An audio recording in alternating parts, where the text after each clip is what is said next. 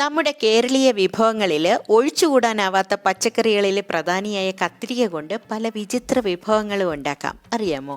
കത്തിരിക്ക ഇഷ്ടമാണെങ്കിൽ ഒരു സന്തോഷ വാർത്തയുണ്ട്. കത്തിരിക്കയിലുള്ള ഒരു പിഗ്മെൻ്റാണ് ഈ അതിമനോഹരമായ നിറം കൊടുത്തിരിക്കുന്നത്. കൂടെ നമുക്ക് ആരോഗ്യ ഗുണങ്ങളും തരും.